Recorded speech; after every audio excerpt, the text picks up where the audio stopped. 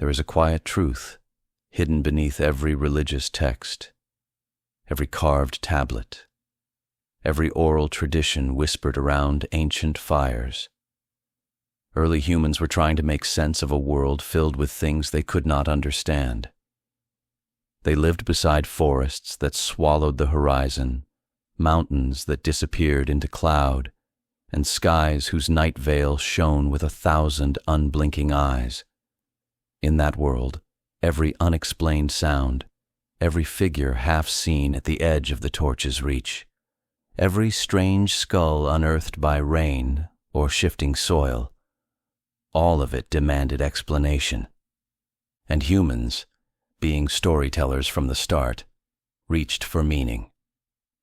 Before scriptures were written and before temples rose from mud, brick, and stone, our species shared a planet with other beings who moved like us, hunted like us, and died like us, but were not us. Neanderthals, Denisovans, and other hominins lived alongside Homo sapiens for tens of thousands of years, long enough for memory to become myth. A towering figure glimpsed in a valley could easily become a giant in the retelling. A tribe of hunter-gatherers with different rituals and features could become the people of the forest, beings set apart, distant, mysterious. To ancient minds, the unknown was not just puzzling, it was intimate.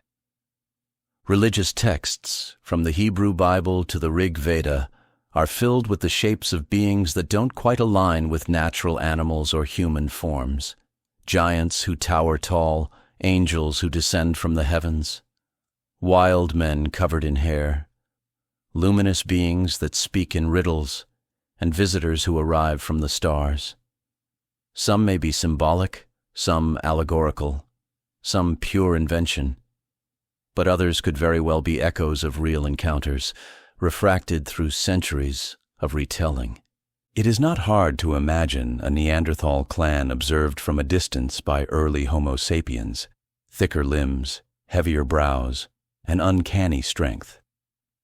It is equally easy to imagine how such a memory, carried across generations, could transform into stories of giants or ancient ones who lived before the flood. Likewise, a meteor streaking across the sky could become the descent of a heavenly messenger. And in the remote mountains or deep forests, where sound distorts and shadows twist, even the faintest trace of a large primate or relic hominin could give birth to tales of wild, hairy beings inhabiting the wilderness, ancestors of what we call Bigfoot today. But there's a deeper layer, too. Humans have always felt watched, not necessarily by gods, but by the world itself, by the vastness above, by the darkness beyond, by the sense that intelligence may exist beyond our understanding. From this impulse arose the earliest interpretations of the sky. The constellations became guides, the sun a deity, the moon a cycle keeper, and unexplainable aerial events became signs of visitors or watchers from above. Long before the idea of extraterrestrials took shape, people described sky beings, star ancestors, and luminous visitors who came down from the heavens not on wings, but in chariots of fire or boats of light. What we see in these early religious writings is not proof of aliens, Bigfoot, or Neanderthal contact, but the fingerprints of an ancient human mind struggling to understand a world that was far larger, stranger, and more complex than it could articulate. And in that struggle, encounters with the natural, the human, and the extraordinary often blurred into one. In this opening segment, we don't yet make claims. We simply establish the terrain, that ancient texts are filled with beings who do not fit tidy categories, and humans have always filled the unknown with meaning. Whether those meanings point to extraterrestrial visitors, relic hominins, or symbolic archetypes is the mystery we'll explore in the next segments. For now, we sit with the idea that every myth begins as a memory, and not all memories are human. There is a single sentence in the Hebrew Bible that has sparked centuries of speculation, argument, myth-making, and quiet wonder. It appears in Genesis 6:4, brief, almost casual in its delivery, as if the writer didn't realize they were dropping a mystery that would echo across millennia.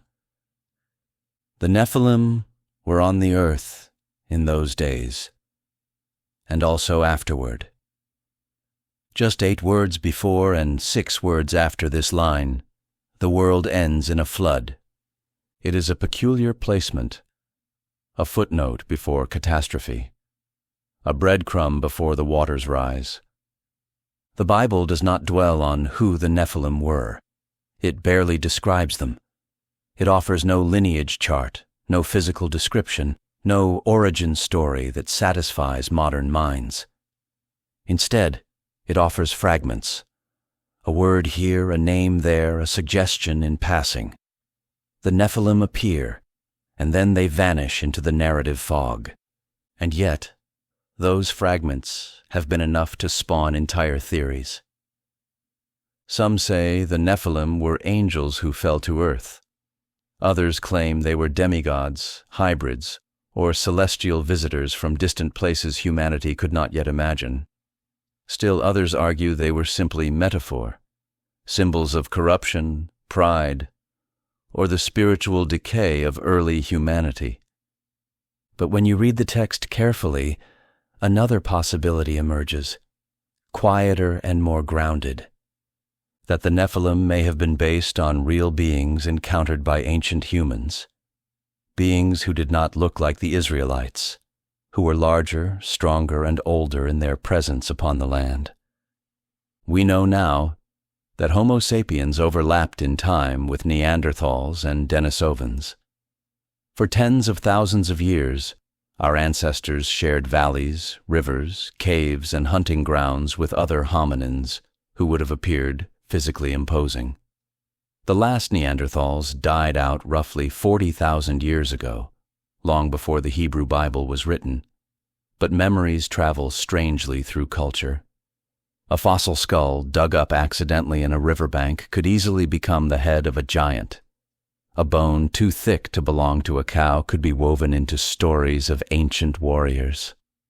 The Middle East is filled with karst caves, eroded limestone, and open plains where ancient bones still surface today. Is it possible that the Nephilim were not angels, nor aliens, but ancestral memories or interpretations of beings who once walked alongside us? It would not be the only time in human history that fossils shaped myth. But the Bible's giants are more numerous than just the Nephilim. There are the Anakim, descendants of a mysterious patriarch named Anak, said to tower over the Israelites. When the 12 spies entered Canaan, they reported land filled with fortified cities and descendants of the giant clans. We seemed like grasshoppers in our own eyes, they said. It is easy to dismiss this as myth or exaggeration, but the consistency of giant lore across cultures, from the Greeks to the Hebrews to the indigenous tribes of North America, suggests something deeper than coincidence. Then there are the Rephaim, shadowy figures referenced across the ancient Near East. In some passages they are portrayed as warriors, in others as spirits of the dead, in others as the remnants of ancient giants, wiped out by time and conquest. The word appears linked to old tribes that predate Israel, peoples who lived in the land before. Always that word, before, as if the soil itself remembered them. There is also Og, king of Bashan, described as the last of the Rephaim. The Bible goes so far as to mention the size of his bedframe, 9 cubits long, about 13.5 feet. Was that literal? Symbolic? Or had someone found a massive funerary structure or stone sarcophagus and interpreted it as an oversized bed? And so we arrive at a crossroads of interpretation. Were the Bible's giants spiritual beings, aliens, fallen angels? Or were they memories, cultural echoes, of real human-like beings that once roamed the ancient Near East?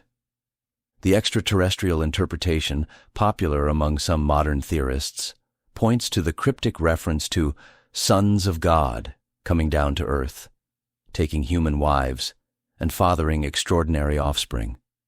To them, this reads like a primitive encounter with an advanced species, sky beings descending, knowledge exchanged, hybridization, everything framed in the language available to ancient minds. The hominin interpretation is earthier, that ancient Israelites inherited stories of large-bodied people or discovered bones from extinct animals and early humans and forged them into epic ancestry narratives. The spiritual interpretation sees these beings as symbols of moral decline, metaphors with muscle, but the mystery deepens in one final phrase. And also afterward. Who were these beings that existed both in those days and after the flood, after humanity was supposedly reset? Why did they persist in story, if not in blood? The Hebrew Bible does not tell us. It leaves the giants in shadow, but perhaps that silence is the most important detail of all. Because what the Bible does give us, scattered, incomplete, enigmatic, is enough to show that the ancient world was filled with memories of beings who did not fit neatly into human categories. Too large to be ordinary, too strange to be ignored, too ancient to be forgotten. Whether those beings were fallen angels, extraterrestrial visitors, wild giants of the earth, or dim remembering of Neanderthals living at the edges of early human settlement, the texts never decide for us. They simply preserve the echo. And now, so do we. There are scriptures that sit in the center of faith, polished by centuries of reverence. And then there are scriptures that hover at the edges, too strange, too bold, too unsettling to fit neatly within the canon. The Book of Enoch is one of those. It is a text that feels ancient, even by ancient standards, a book that reads less like theology and more like a record of contact, a collision between ordinary humans and beings who descended from the sky with purpose and intention. It is a work that early rabbis and church fathers copied, debated, and quietly feared, because its implications reached far beyond the spiritual world they were building. At the heart of the Book of Enoch is a single, electrifying idea. The Watchers came down from the heavens, and they taught humanity things it was not meant to know. The Watchers, or Grigori, are not gentle angels of children's books.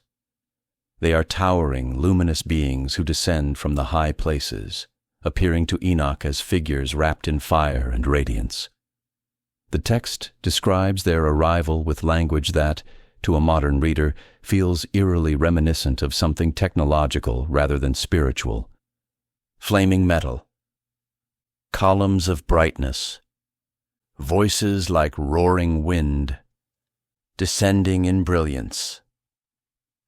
To the people of Enoch's world, the sky was the domain of gods. Anything descending from it was divine by default. But if you strip away the theological framing, if you look at the raw descriptions, the Watchers resemble something very different from angels. They resemble visitors who came down deliberately, visitors who observed, recorded, and intervened, visitors who brought knowledge that accelerated human development.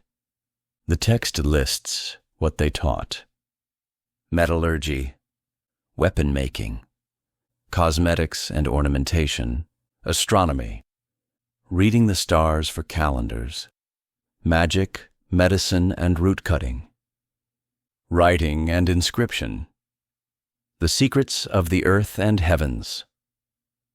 To the ancient mind, this was forbidden knowledge. To a modern mind, it sounds suspiciously like technology transfer, the sudden appearance of advanced skills without clear lineage. But the Watchers' greatest transgression was not their teaching. It was their desire. They fell in love with human women, or at least formed unions with them, and the offspring of these unions were the Nephilim, giants, heroes, beings of power who disrupted the balance of the world. This narrative mirrors the Greek stories of gods mating with mortals and the Sumerian tales of divine bloodlines, but Enoch's version carries an unsettling physicality. The Nephilim are described as enormous, ravenous, and frighteningly strong. Beings who devoured all that the sons of men labored to produce. Beings who turned violent when the land could no longer sustain them. It is tempting to read this as mythology, but it is equally tempting, in the quiet, imaginative hours, to consider the possibility that Enoch's author was describing a memory of interactions with beings that were not entirely human. The alien interpretation frames the Watchers as extraterrestrial scientists observing early Earth, possibly modifying its inhabitants, or inadvertently triggering a crisis that required a catastrophic reset. The hominin interpretation imagines a world where early Homo sapiens encountered another species, physically larger and stronger, appearing suddenly in their territory. A mating event between anatomically distinct humans could easily be framed as taboo, divine, or supernatural. And there is yet another interpretation, quieter but no less thought-provoking, that the Book of Enoch preserves a cultural memory of outsiders, advanced tribes, seafaring people, or technologically distinct migrants, arriving in the ancient Near East. To people lacking metallurgy or astronomy, such individuals would have appeared like beings from the heavens. But regardless of which interpretation one leans toward, alien, hominin, or simply other humans, the emotional core of the Book of Enoch is clear. Humanity was not alone, and whoever stood beside us was different enough to redefine what we believed possible. When the Watchers were punished for their interference, the story takes a darker turn. Bound and hurled into deep places beneath the earth, their voices silenced, the text implies that their presence and the presence of their hybrid offspring became a threat too great to ignore. The flood, in Enoch's telling, is not simply a moral reset. It is a containment effort, a cleansing not of sin, but of contamination. Something had gone wrong, and so the sky beings were sealed away. The giants perished, the world reset itself. Yet even in the aftermath, Enoch is taken on journeys through the heavens, guided not by metaphors, but by beings who show him the mechanics of the cosmos. He is shown the courses of the stars, the laws of the seasons, the chambers of the winds. The descriptions are startlingly technical at times, as if attempting to explain astrophysics and atmospheric science without the language to do so. To the faithful, this is angelic revelation. To the speculative reader, it is contact, instruction, disclosure disguised in ancient form. But the deeper truth is this: the Book of Enoch is not trying to prove anything. It is trying to remember. Remember a time when the boundaries between the sky and the earth felt thin. Remember beings who walked among humans, but came from elsewhere. Remember the strange, luminous figures who gave knowledge, took wives, and left legacies that troubled the world. In that remembering, we glimpse a possibility the canonical texts shy away from.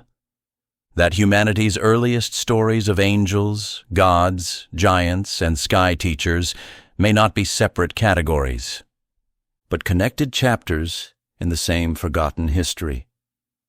The Book of Enoch does not answer our questions. It simply widens them.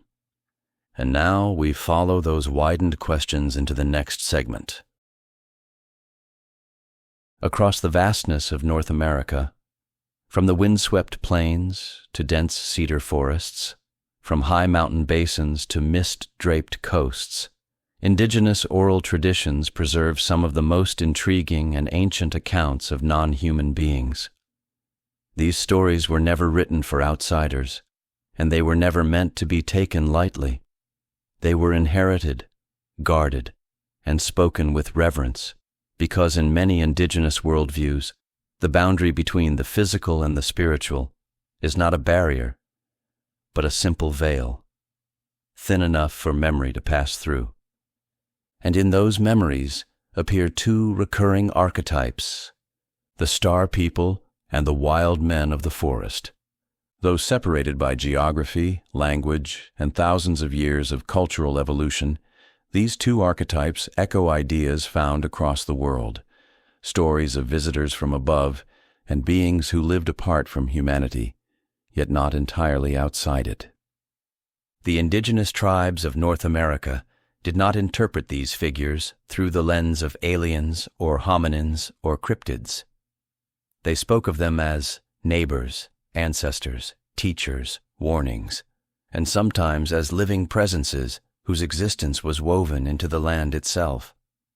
But if you listen carefully, between the symbolism and the sacred layers of meaning, you can hear patterns that align with our modern fascinations. The Star People, visitors from the sky.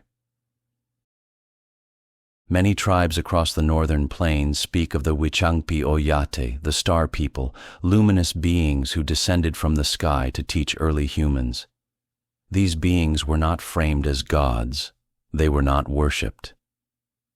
Instead, they were described as travelers from far away, coming in shimmering craft or balls of light, who interacted with humans with caution, curiosity, and purpose. The Lakota tradition tells of a woman who descended from the heavens carrying teachings of peace and balance. Some Navajo stories describe sky beings who taught ceremonial knowledge. The Hopi speak of star ancestors guiding migrations across the arid Southwest. Even the Inuit have tales of strange visitors arriving from the auroras, beings who glided across the sky like drifting spirits made of light. What's striking is not the stories themselves, but their consistency across vast distances. Luminous descent, knowledge given, caution exercised, departure often sudden and deliberate. To a modern reader, these stories sound like soft footprints of extraterrestrial encounter, the kind that leaves little physical evidence, but a deep cultural imprint. Yet another interpretation sits quietly beside it. The Star People as ancient memory teachers, perhaps seafaring strangers arriving on shores unknown, their technology mistaken for something celestial. Or perhaps, in an even more ancient layer, these tales preserve fleeting encounters with other hominins, groups of anatomically different humans, whose unfamiliar appearance was described in terms the mind could grasp. They came from the sky. When all you know is the land beneath your feet, anything foreign must have come from the heavens above. The wild men, hairy beings of the deep forest. If the Star People represent the extraterrestrial impulse in indigenous tradition, the wild men represent something equally powerful, the idea that not all humans walked the same path. Among the Pacific Northwest tribes, tales of Saskats, the Sasquatch, are ancient and deeply woven into spiritual belief. To the Coast Salish, these beings were not monsters but another people, living apart from humans, capable of both great gentleness and immense strength. They were said to be able to move silently through the deepest forests, communicate in ways humans could not understand, and leave no trace unless they chose to. Some tribes warned that these beings stole fish from nets or observed camps from the tree line. Others believed they were guardians of the forest, or even remnants of an older age, when many different human-like beings shared the land.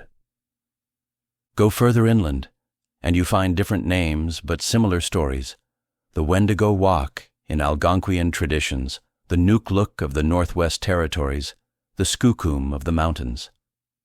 These beings were described as large, hairy, powerful, and sometimes reclusive, but not supernatural. They were part of the ecosystem. They were simply another people. To a scientifically minded interpreter, these stories raise an unsettling possibility.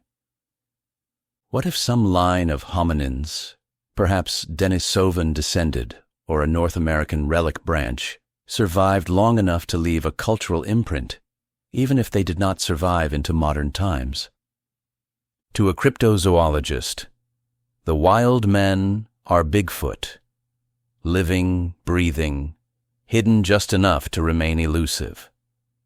To the indigenous peoples who inherited the stories, the wild men were simply the neighbors of the old world, mysterious, yes, but real. And to an InSlowSpective imagination, this is where things intertwine. Between the stars and the forest. The most striking thing about indigenous American traditions is not that they contain stories of star visitors or forest giants. Many cultures do. It's that the stories are told without contradiction. A tribe might acknowledge both the star people and the wild men, treating them as different kinds of beings who once walked the same world as humans. Visitors from above, beings from the wilderness, humans in the middle. It is an elegant triangle of worldviews, each side touching the other. The star people teach. The wild men observe. Humans adapt. Whether these stories reflect extraterrestrial visitations, relic hominin encounters, or deep metaphorical structures of the human psyche, one truth remains. The indigenous world was never empty. It was shared. Shared with beings of the sky, the forest, the earth, and the stories that bind them. And now we step from the forests of the Americas into another ancient landscape, one where sky chariots roared and ape-like beings fought alongside kings. When we move from the forests of the Americas to the ancient civilizations of South Asia, the tone of the mystery changes. Here, in the sprawling worlds of Hindu epics and early Buddhist writings, the unknown does not hide in the wilderness or descend quietly from the stars. Instead, it roars across the sky in chariots of impossible design. It takes the shape of ape-like warriors who fight beside kings. It transforms entire landscapes into battlegrounds for beings who do not fit within the ordinary boundaries of humanity. If the indigenous American stories are intimate and earthbound, the Indian traditions are grand and unapologetically cosmic.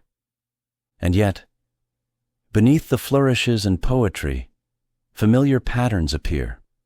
Sky beings, advanced technology, and humanoid species that are almost, but not quite, human.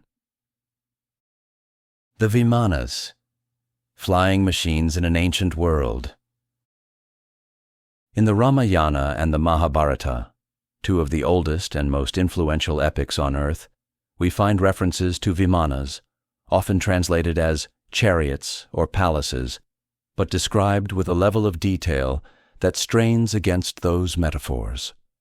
They are said to ascend vertically like birds without flapping, travel across continents in hours, glow with fire beneath them, emit thunderous noise, be piloted by kings, sages, and sky beings, engage in aerial battles with weapons of light. Some passages even describe what sounds uncannily like projectile-based weapons, beams of energy, devastating explosions, protective shields or barriers, machinery operated by complex controls. To the ancient Indian mind, these were the vehicles of gods and demigods, divine instruments in the hands of cosmic beings. But to a modern imagination, the descriptions resemble flying craft, advanced propulsion, and weaponry far beyond the era's technological capacity. There are scholars who argue the Vimanas are purely symbolic or poetic devices. Others claim they represent real technologies from a lost civilization, perhaps Atlantis-like in its advancement.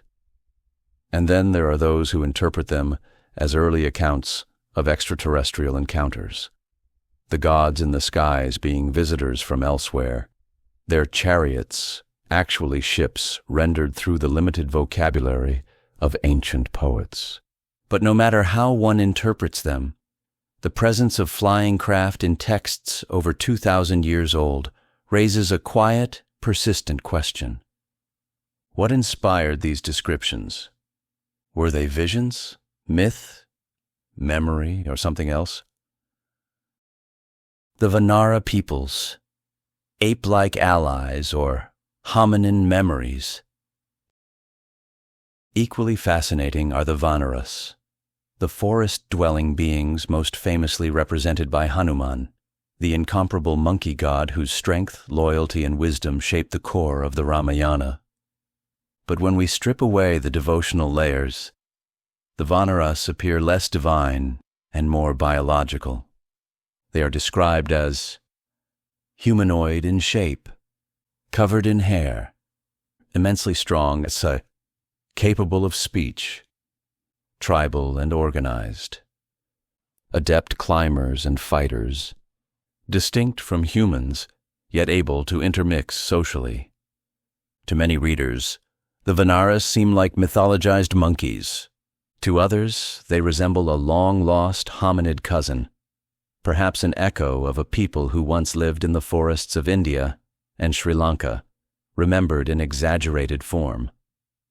Some anthropologists have considered the possibility that these beings were cultural memories of Homo erectus, which lived widely across Asia, Denisovans, whose influence extended into Southeast Asia, Gigantopithecus, the largest ape ever known, whose range included the region, or even a still undiscovered hominin species. In the Ramayana, Vanaras build stone bridges, wage organized war, gather intelligence, and communicate with divine beings. They are not animals. They are a parallel humanity, one that exists alongside humans but follows a different evolutionary line. It is difficult not to see the resemblance to global Bigfoot or Sasquatch traditions. Beings that are like us but not us, intelligent but elusive, acknowledged in tradition long before modern speculation took shape. And the deeper question is this: were the Vanaras entirely imaginary, or were they the last living echoes of another species that humans once knew? Sky-coming teachers and cosmic wars. Beyond the flying machines and ape-like peoples lies a broader pattern in Hindu and early Buddhist cosmology. A universe teeming with life, layered with realms, filled with beings that interact with humans in cycles of teaching, testing, and conflict. Some texts describe beings descending to Earth to impart knowledge: astronomy, agriculture, philosophy, warfare. Others depict wars among sky-dwellers spilling into human lands, their battles producing phenomena that sound strangely like aerial conflicts: thunderous blasts, blinding flashes, streaks of fire across the sky, weapons that scorch the earth, flying craft rising and falling like comets. To the ancient mind, these were divine battles. To a modern observer, they read like descriptions of advanced technologies witnessed from a great distance.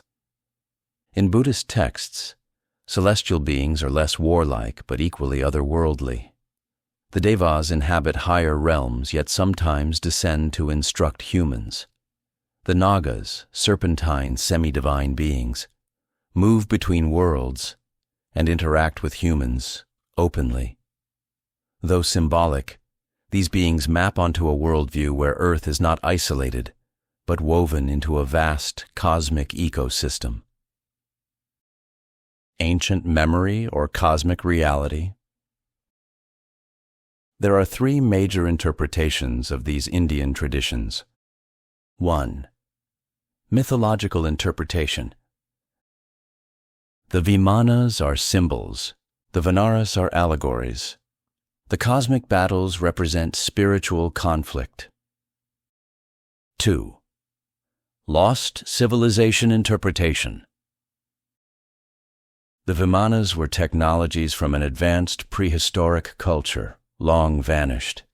The Vanaras were real hominins encountered during early migrations. The stories preserve real events, poeticized over millennia. 3. Extraterrestrial interpretation. The sky chariots were literal craft. The teachers were visitors from other worlds. The Vanaras were genetically divergent beings, or hybrid forms, created in ancient ages. None of these perspectives fully explains the breadth of detail in these texts, nor do any of them dismiss it entirely. The deeper truth may be a synthesis. Ancient humans witnessed extraordinary things. Technological, biological, or celestial, and preserved them in the only language they had, myth, the gods of the sky, the beings of the forests, the teachers who came from above, the battles that lit the horizon, the ape-like allies who fought beside kings. These stories endure because they touch something we have not yet resolved, something about our past, our origins, and the visitors, neighbors, and mysteries we have forgotten. And in the next segment, we follow that thread to one of the oldest civilizations on Earth, the land of the Anunnaki, where sky beings walked like kings. Before Egypt carved its pyramids, before Greece imagined its gods, before Rome dreamed of empire, the people of ancient Mesopotamia were already writing about beings who came from the sky. Their stories are older than most of the world's religions, older than the Hebrew Bible, older than the Vedas, older than nearly every surviving mythological structure, and woven through these ancient clay tablets, baked in the desert sun, buried in sand for millennia, appears the story of the Anunnaki, a group of beings whose nature has sparked endless fascination, controversy, and speculation. To the Sumerians, the Anunnaki were not abstract spirits or distant deities. They were corporeal, powerful, and deeply involved in the affairs of early humans. They had names, titles, rivalries, responsibilities, and territories. They walked, conversed, commanded, and intervened. And most importantly, they came from the sky. Children of Anu, descending from the heavens. The word Anunnaki means those who came down from Anu, the sky realm. In the earliest tablets, these beings descend to Earth to oversee the ordering of human civilization. They teach kingship, law, agriculture, irrigation, city building, mathematics, and astronomy. They establish cities, Eridu, Nippur, Uruk, as if laying down a blueprint for human society. And in nearly every story, their descent is described as deliberate and visible. They arrive in a storm of brilliance. They stand taller than humans. They wield knowledge that seems impossibly advanced. They interact directly with kings and priests. To a modern reader, the Anunnaki resemble a hybrid of alien visitors and prehistoric engineers, figures who step into an undeveloped world and begin shaping it. The strange consistency of Mesopotamian sky beings. What makes the Anunnaki especially fascinating is not just the stories themselves, but the details that stay consistent across centuries. They are physically present. walking and speaking. They descend from the sky realm, not metaphorically but spatially. They possess knowledge humans do not yet have. They construct or guide the building of enormous structures. They modify humanity in some way, though tablets differ on how. They eventually withdraw, leaving humans to rule on their own. These traits appear in Sumerian, Akkadian, Babylonian, and Assyrian versions of the stories, suggesting the idea of sky-coming beings did not arise from a single myth, but a cultural memory repeated over generations. The extraterrestrial interpretation practically writes itself. The Anunnaki were visitors from elsewhere, mistaken for gods by people without the language to describe advanced beings. But another interpretation exists, one that is equally compelling. The Anunnaki may represent encounters with distinct forms of ancient humans. Consider the landscape. The Fertile Crescent was once home to overlapping populations: early Homo sapiens, Neanderthals, Denisovan-influenced groups, and possibly other unidentified hominins. Imagine ancient humans encountering a species physically stronger, more robust, and technologically capable in ways they could not understand. Imagine these beings demonstrating fire mastery, construction skills, or astronomical knowledge far ahead of the local tribes. To early humans, such beings would have appeared almost divine. And when those other hominins vanished, through extinction, assimilation, or migration, the memory of them could easily solidify into the stories of sky beings who once walked the earth. The Anunnaki and early genetic creation myths. One of the most provocative narratives appears in the Enuma Elish and related tablets, where humans are fashioned or shaped by the gods. The text is symbolic, but oddly technical. The gods combine essences. They shape humans from clay, mixed with the blood of divine beings. They engineer humans to be laborers. They adjust humanity after the first attempts fail. Myth? Metaphor, or the fossilized memory of something more complex? In the alien interpretation, the Anunnaki are genetic engineers. In the hominin interpretation, they are an advanced culture experimenting with domestication or selective breeding. In the symbolic reading, it is a poetic metaphor for the transition from foragers to city builders. But regardless of interpretation, the storyline is striking. Humans are shaped, not born. Taught, not discovered. The world's earliest civilization came with a built-in narrative of outside intervention. The ziggurats, stairways to the sky. Across Mesopotamia rise massive stepped structures called ziggurats, artificial mountains reaching toward the heavens. The most famous, the ziggurat of Ur, resembles a runway or launch platform more than a temple. These structures have an uncanny presence. They ascend in clean, geometric tiers. They are aligned astronomically. They echo the imagery of beings descending and ascending. In myth, these platforms were literal meeting points between gods and humans, places where sky beings came down to confer with kings. To a modern eye, they resemble colossal docking platforms for something much more advanced than ritual offerings. Visitors or memory? There are three leading frameworks for interpreting the Anunnaki. 1. Extraterrestrial interpretation. The Anunnaki were visitors from another world who descended deliberately, guided human civilization, departed after their mission. This aligns with the technological descriptions and sky-oriented narratives. 2. Lost civilization interpretation. The Anunnaki were members of a highly advanced prehistoric society, perhaps seafarers or survivors of an earlier global catastrophe, whose knowledge appeared divine to early humans. When they disappeared, their memory lived on as gods. Third hominin interpretation.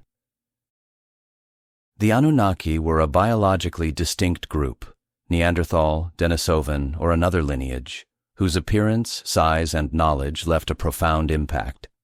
To early humans, they were literal sky people, a tribe living in mountains or high plateaus, arriving from elevated regions.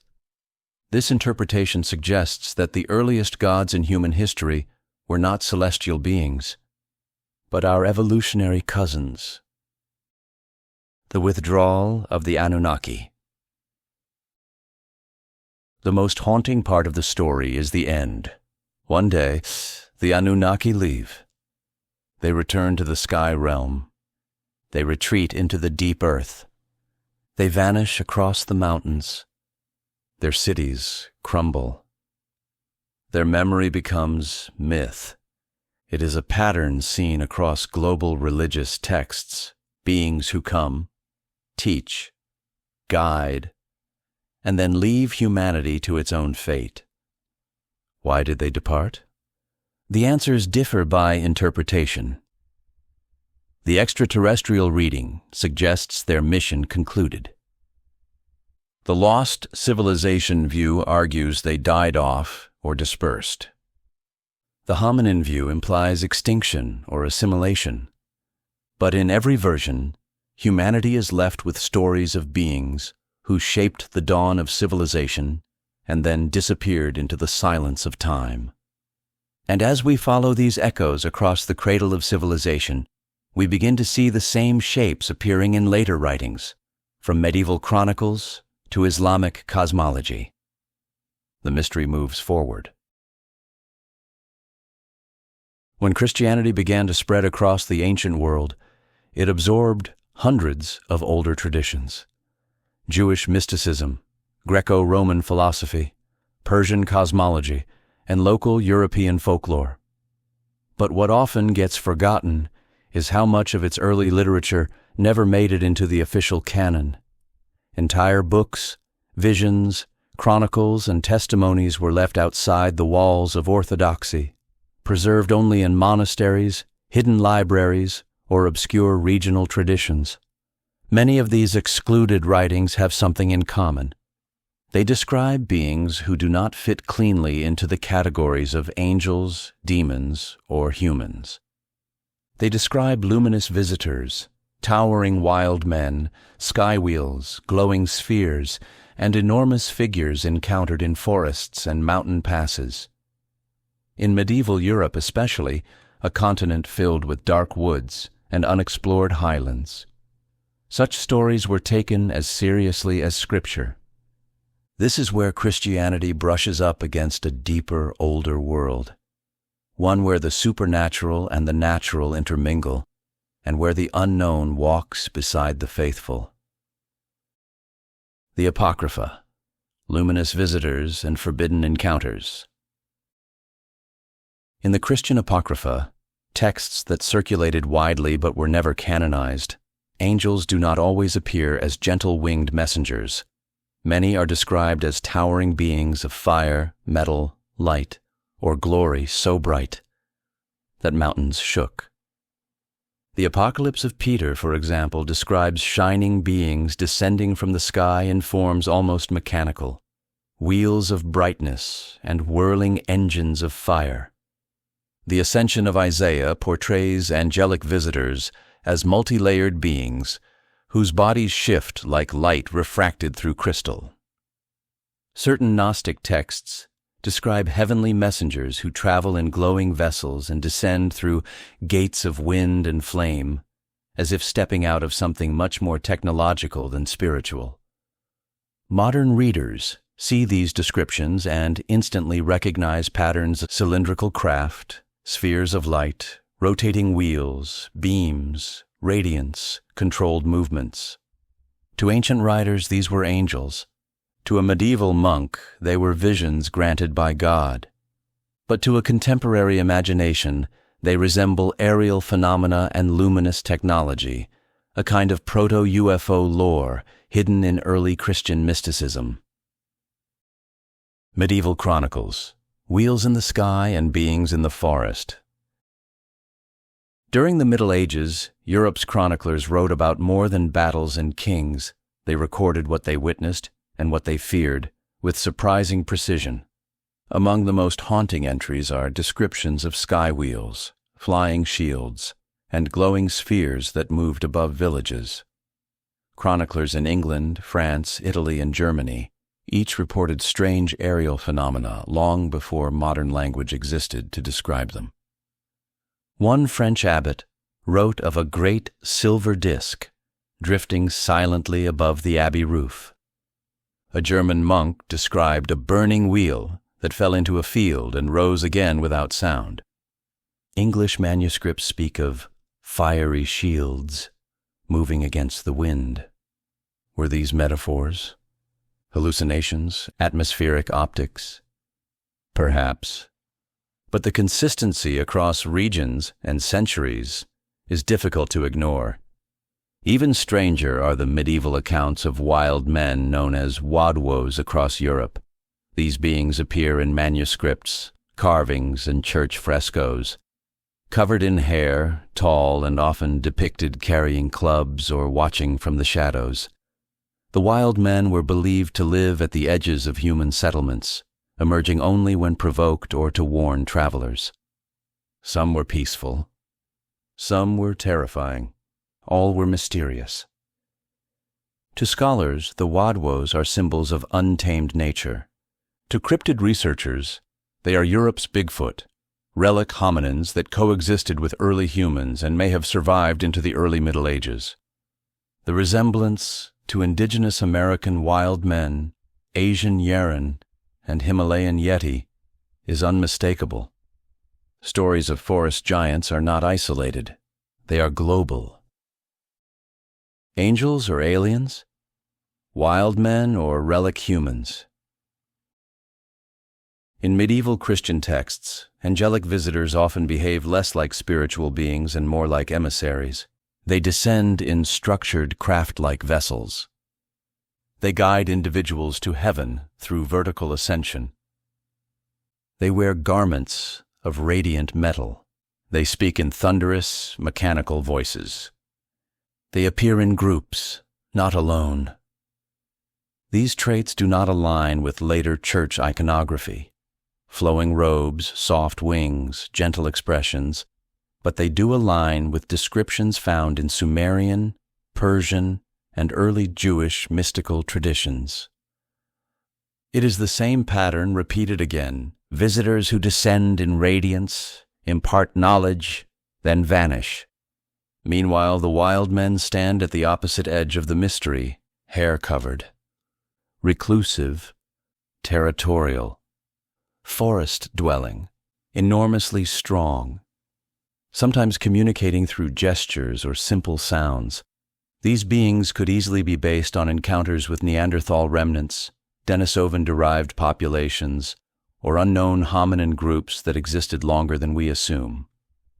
In certain alpine regions, stories tell of hairy giants who lived in caves and stole livestock, not unlike indigenous American accounts of Sasquatch tribes.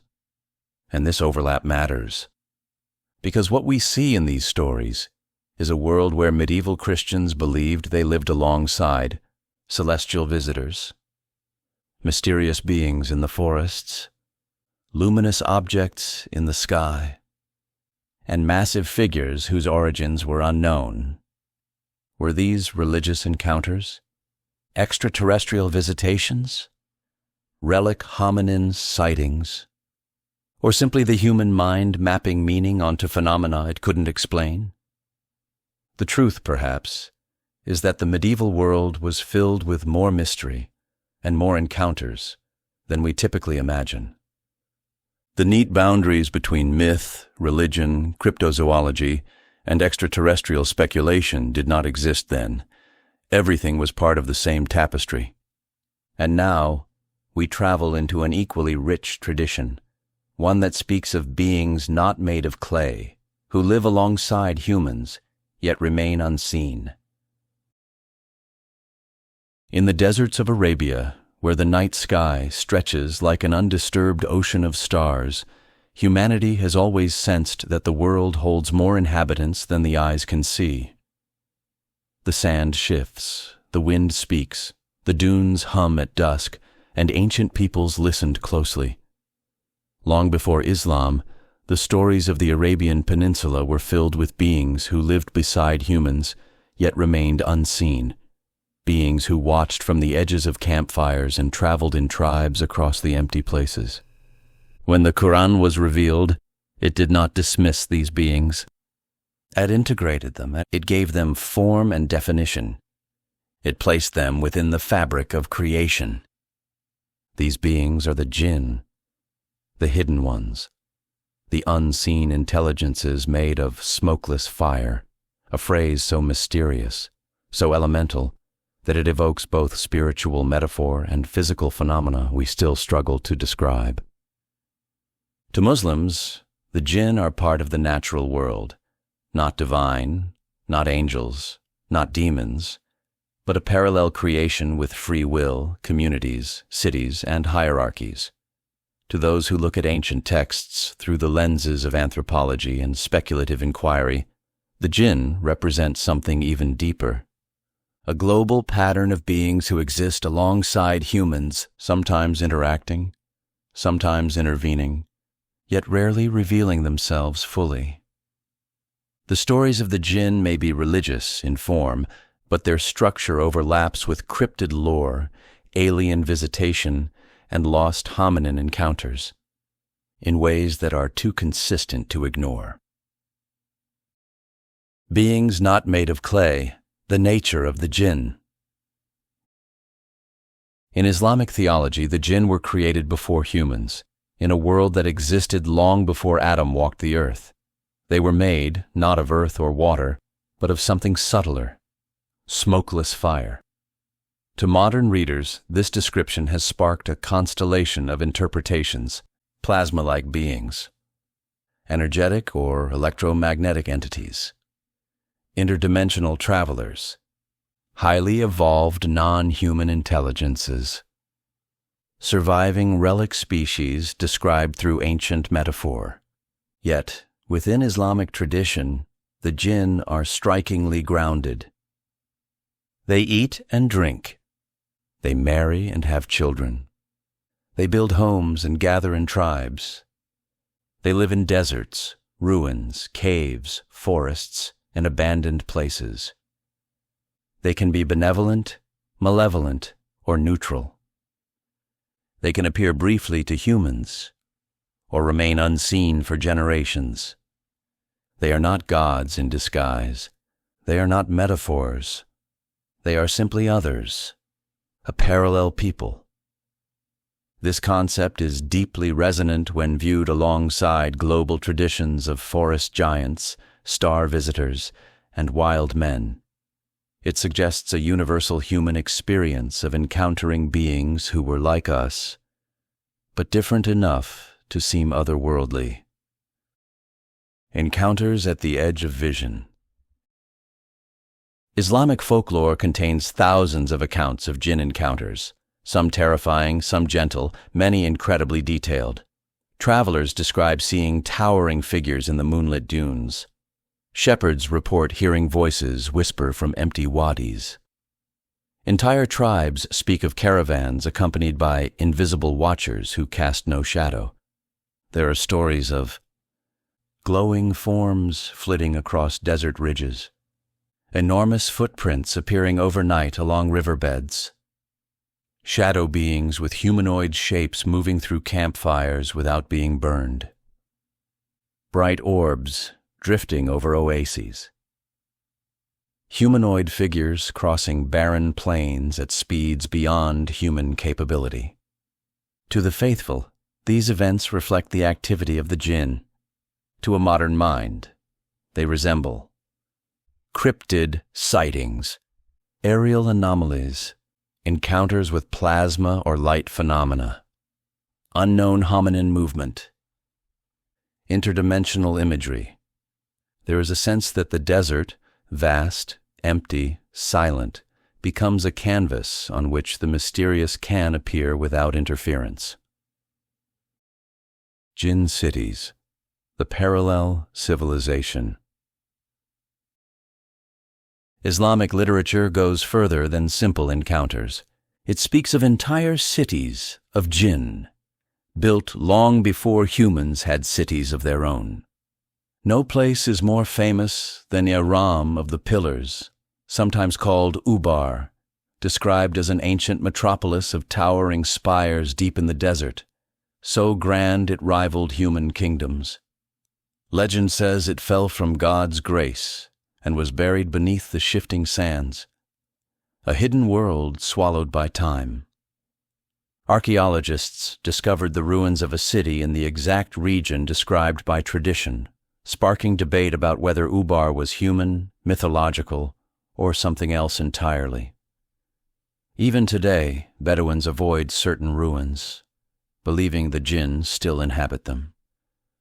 The idea of a lost parallel civilization, unseen now but once thriving, echoes the Sumerian tales of sky beings, the Hindu stories of vanished Vanara kingdoms, and indigenous American legends of forest dwellers who built hidden communities. Humans, it seems, have always sensed someone else living beside them.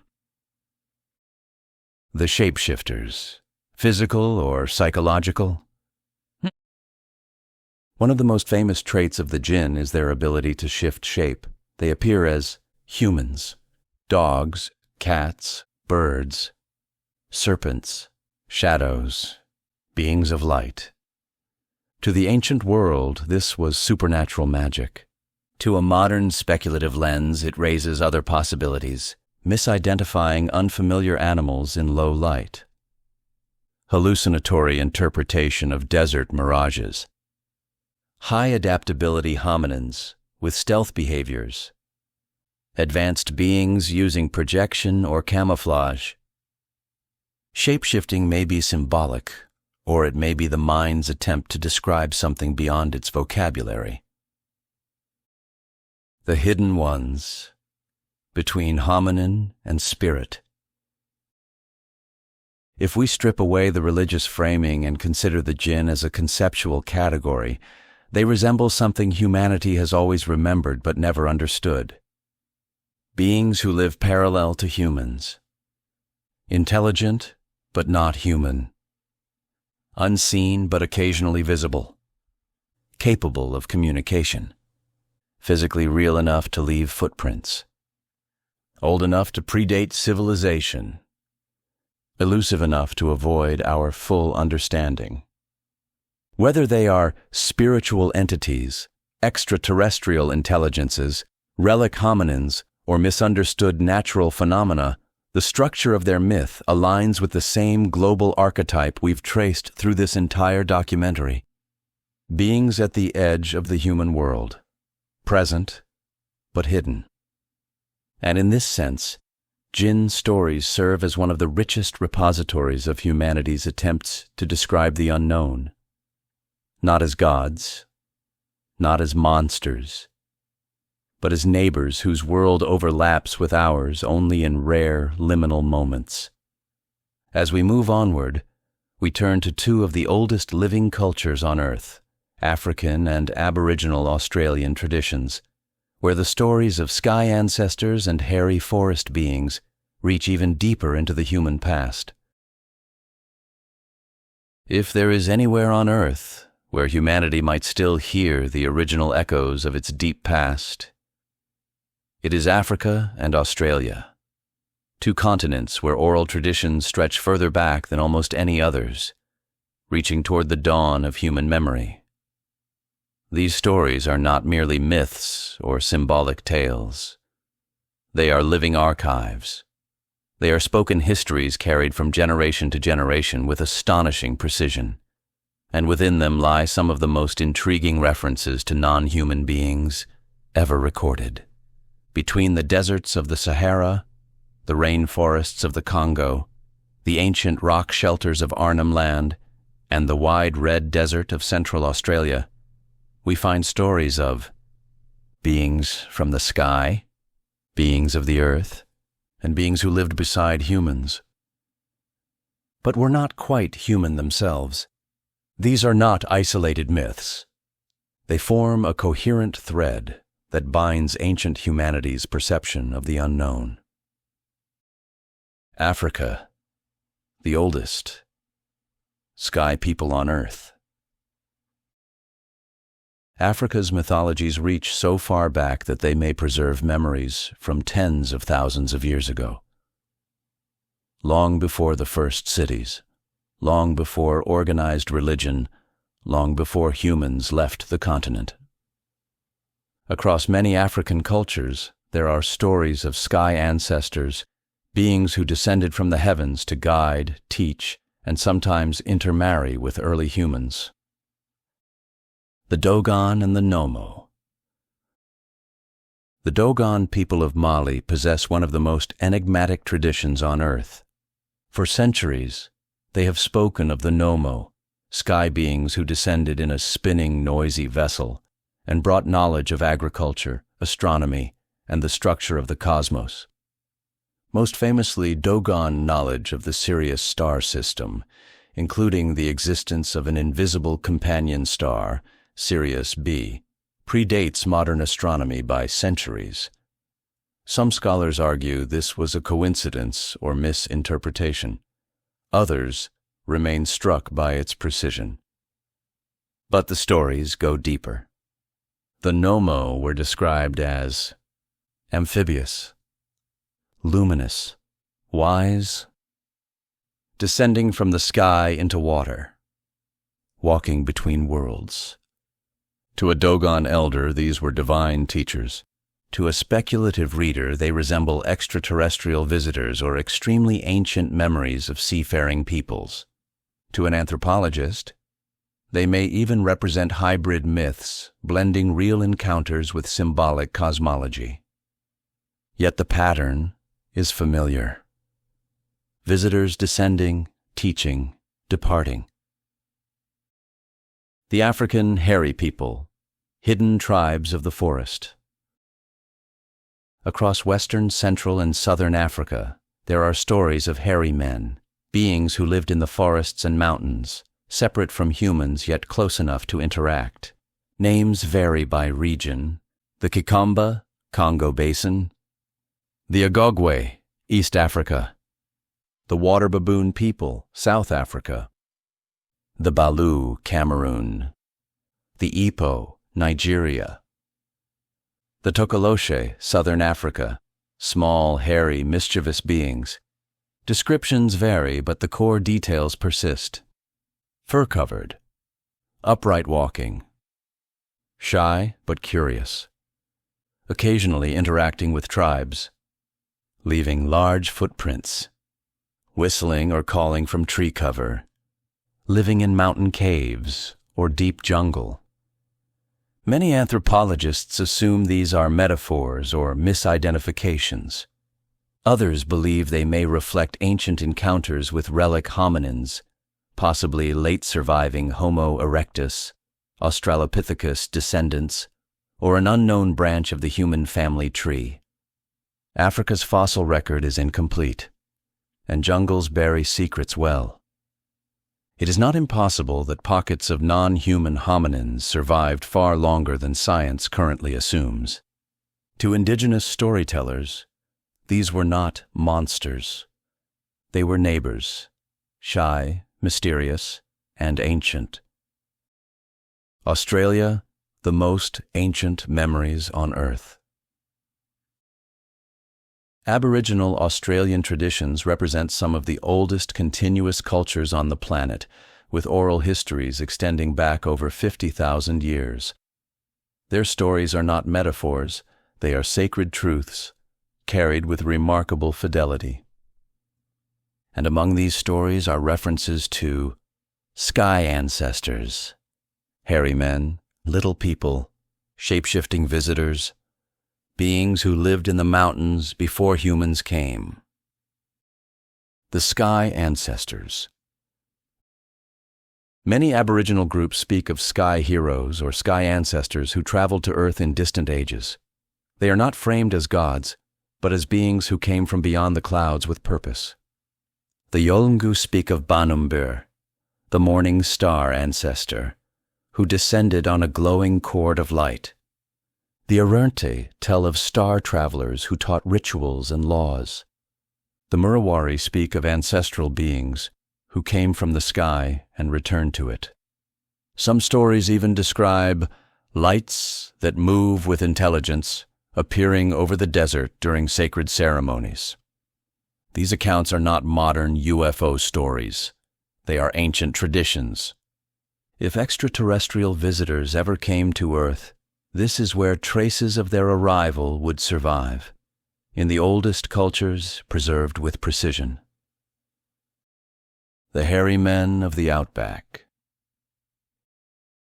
Equally compelling are the stories of the hairy man, known by dozens of names across Australia. Junjdi, northern Queensland. Dooligal or Thulagal, south coast. Yowie, eastern tribes, though this term is modernized. Pankarlangu, Northern Territory. Nimbuwa, Arnhem Land. Descriptions echo Bigfoot and Sasquatch with eerie consistency. Tall, muscular, covered in hair.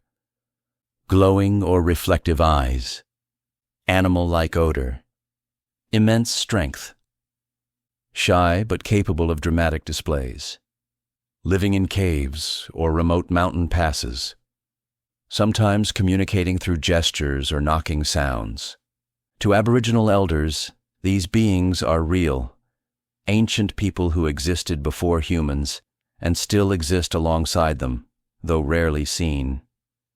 Some describe them as protectors, others as watchers, some as former humans who changed over time, others as beings who never were human at all.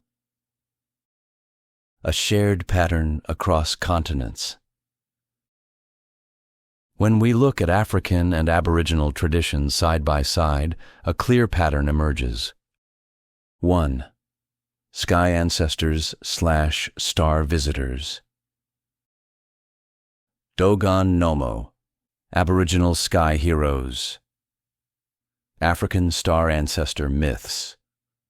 These beings descend, teach, and depart, mirroring Sumerian, Mesoamerican, and indigenous American stories. 2. Hairy forest or mountain beings. African Agagwi and Balu, Aboriginal hairy men, European wild men, American Sasquatch, Himalayan Yeti. Globally consistent descriptions of another hominin species. 3. Parallel peoples. In both Africa and Australia, humans acknowledge the presence of beings who share the land but remain hidden, intelligent, physical, and ancient. 4. The oldest memories. These traditions may be preserving stories older than written language, memories of encounters with Neanderthal-like beings, meetings with unknown hominin species, first contact with seafaring cultures, celestial events interpreted as visitation, cosmic myths encoding real history. When the same motifs appear across continents with no possible contact between cultures, it suggests something buried deep in human evolution, a shared experience of meeting the others. What are these beings? There are 4 major interpretations. 1. Relic hominins. Surviving populations of unknown hominins remembered as hairy, ancient, and elusive. 2. Extraterrestrial visitors. Star ancestors coming in luminous craft, descending to teach and guide. 3. Lost Earth civilizations. Advanced seafaring or highland cultures leaving deep cultural fingerprints on early humans. 4. Hybrid interpretations, ancient people witnessing events that blend natural and extraordinary phenomena. No interpretation excludes the others. If anything, these traditions suggest a world where multiple types of others existed simultaneously, some physical, some luminous, some sky-coming, some earth-bound. Humanity, it seems, has never been as alone as it thought. Now we approach the final segment, the grand synthesis, where all these global threads weave into one overarching narrative about myth, memory, and the possibility that our world was once shared with beings we have forgotten. If there is one thing we have learned across this journey, from the Hebrews to the Dogon, from the Sumerians to the Aboriginal Australians, it is that the boundaries of the ancient world were not empty. The past was crowded with presences, with encounters, with mysteries that left fingerprints across continents, languages, and millennia. Every culture remembers something standing beside early humanity. Some stories describe beings who came from the sky in vessels of fire. Some tell of hairy men who lived in the mountains and forests. Some describe luminous figures that descended to teach and disappeared again. Some recall ancient cities, built by others, swallowed by sand or jungle. Some whisper of giants, some of hidden ones, some of watchers. And what is remarkable is not the differences between these stories, but the similarities. When you listen closely, not just to the words, but to the emotional shape behind them, a unifying pattern emerges. A pattern so widespread, so ancient, and so eerily consistent that it may reflect something deeper than simple myth-making. It may represent a memory of a world where humans were not the only beings who walked the earth. The three archetypes of the others. Across every continent, three primary archetypes appear again and again. 1. The sky beings, visitors, teachers, descenders. The Watchers of Enoch, the Anunnaki of Sumer, the Star People of the Plains, the Vimanas of India, the Jinn made of smokeless fire, the Sky Ancestors of Australia, the Nomo of Mali. They arrive suddenly, they teach. They impart knowledge beyond the cultural baseline. They often leave abruptly. They sometimes intermix with humans. They almost always promise to return. Interpretations vary. Extraterrestrials, advanced prehistoric cultures, interdimensional intelligences, angelic beings, unknown biological species, but the narrative remains impressively stable. 2. The hairy beings, relic hominins, or hidden people of the wilds. Sasquatch/Bigfoot, Wudwos of Europe, Venaris of India, Agogwe of Africa, Yowie of Australia, Nukluk of Canada, Yeren of China, Yeti of the Himalayas. Descriptions are nearly identical worldwide: tall, muscular, fur-covered, powerful, shy, intelligent, territorial, indistinctly human. It is as if humanity remembers living alongside other closely related species, some larger, some stronger, some more reclusive, in a deep past that predates written records. Science confirms this: humans coexisted with at least 5 hominin species within the last 300,000 years. Is it so unreasonable to imagine that memories of these encounters survived in story? 3. The hybrid or intermediate beings, giants, demigods, Watchers' offspring. Nephilim and Anakim of the Hebrew Bible, Rephaim. Titans and demigods of Greece, hybrid sky children of Aboriginal lore, divine sons in Hindu cosmology, jinn-human offspring in Arabian tradition. These beings appear as larger-than-life humans, literally and figuratively. They blur the line between sky beings and hominins. They occupy the middle ground. They symbolize a truth. Ancient cultures struggled to articulate that humans once encountered beings who were like us, but not us. The memory hypothesis, myths as ancestral data. Modern anthropology tends to evaluate myths as symbolic structures or attempts to explain natural phenomena. And while that is often true, there is growing recognition that ancestral stories can encode real historical events across vast spans of time. Aboriginal oral traditions have preserved accurate descriptions of sea level changes from 10,000 years ago. Pacific Islander stories preserve island submersions from antiquity. Norse myths describe volcanic events. Hawaiian chants preserve migrations that predate written history. So what if the oldest stories, the ones about sky beings, hairy beings, watchers, giants, and hidden ones, are not merely metaphor? What if they are memory? Memory transmitted through parable, story, hymn, dance, ritual, cosmology, scripture. Memory of a world where Homo sapiens shared the planet with Neanderthals, Denisovans, Homo floresiensis, Homo erectus, unknown hominin lineages, possibly even visitors from elsewhere. These memories, transformed by generations of retelling, could easily become the world's mythologies, the foundational stories that every culture inherited.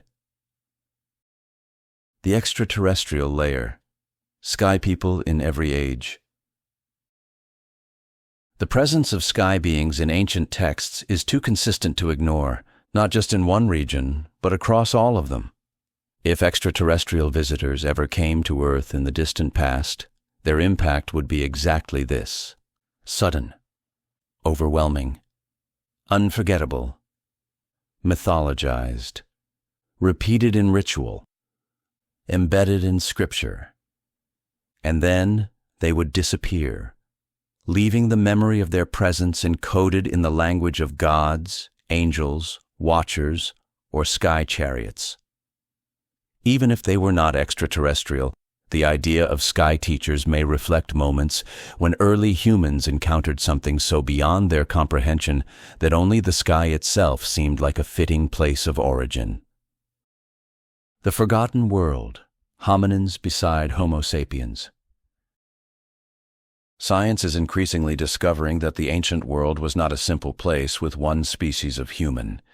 It was a patchwork mosaic, a planetary family tree with many branches. Early humans lived alongside robust, powerful Neanderthals, mysterious Denisovans, tiny, intelligent Homo floresiensis, early Homo erectus survivors, possibly others as yet undiscovered. Imagine a prehistoric world where you see a towering, muscular figure in the distance. You hear deep, resonant vocalizations from the forest. You see footprints too large to be human. You glimpse a face with heavy brow ridges disappear into the shadows. You encounter a group that moves in silence with uncanny strength. These moments would not be forgotten. They would become stories. And those stories would outlast the beings themselves. The unifying theory, myth as the fossil record of encounters. Taking all of this together, a unified picture emerges. 1. Humans encountered other hominin species in prehistory. Those encounters became stories of hairy giants, wild men, forest spirits, and ancient people. 2. humans witnessed rare, extraordinary events, celestial, volcanic, cosmic, that became sky-being myths.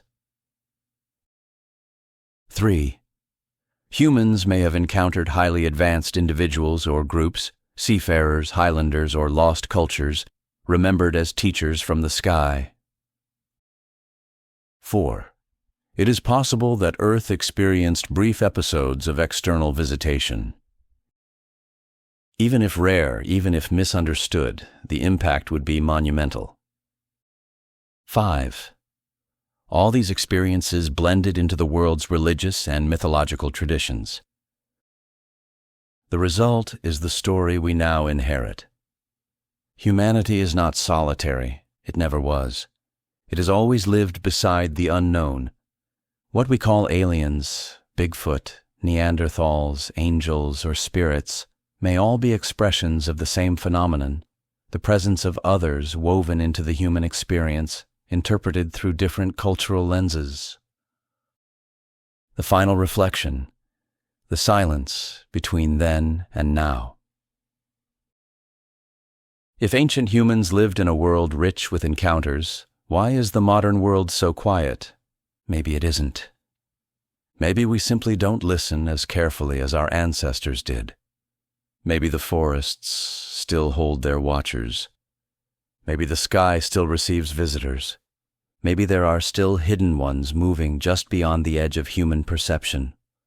Or maybe the others are gone, extinct, departed, vanished into deep time, leaving only stories behind, stories that became the foundations of our religions, our myths, our fears, and our wonder. The final truth, whispered across tens of thousands of years, might be this. The world we inherited is the ghost of a world that was once shared, and if we listen closely, the past still speaks. It always has.